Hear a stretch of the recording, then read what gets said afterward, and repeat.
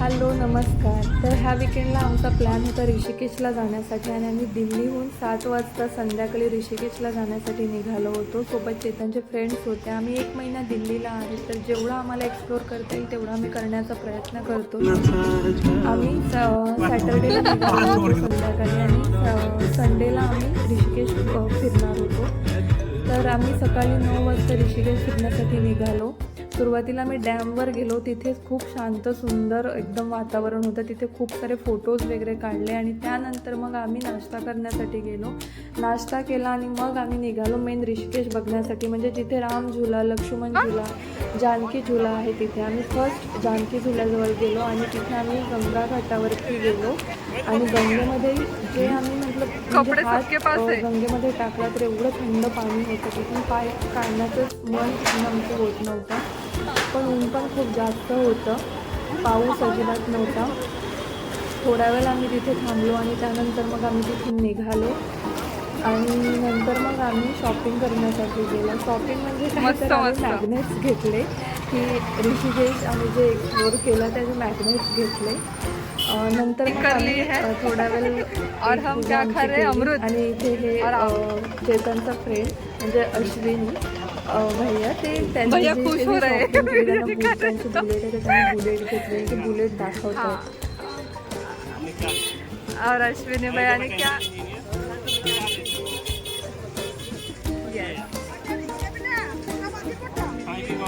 हाँ दिखाओ.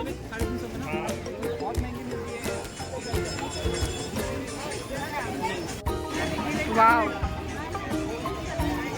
हात काढ ना तो समोरचा.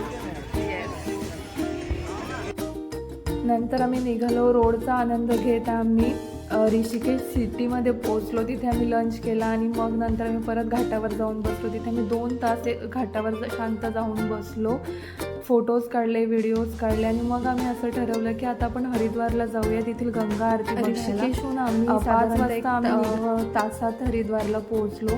श्रावण महिना असल्यामुळे तिथे प्रसिद्ध कावड यात्रेची खूप जास्त गर्दी होती. तर कावड यात्रा म्हणजे काय, तर गंगाजल असतं ते कावड नावाच्या सजवलेल्या बांबूच्या दांड्याने दोन्ही बाजूला लटकवलेल्या कलशांमध्ये वाहून नेले जाते.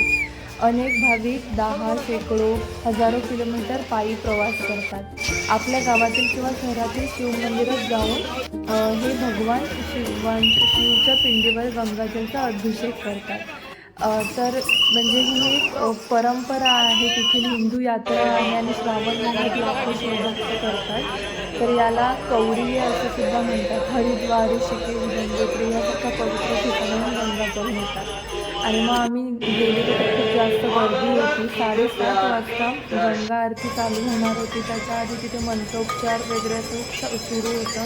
खूप सुंदर वातावरण होतं तिथलं. आम्ही पण फोटोज व्हिडिओ काढले.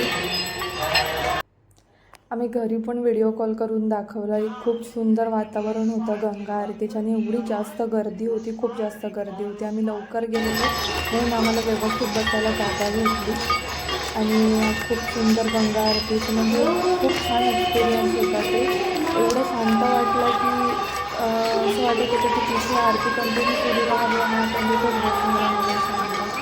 असा होता आमचा विकेंड प्लॅन. तुम्हाला कसा वाटला नक्की लाईक करा.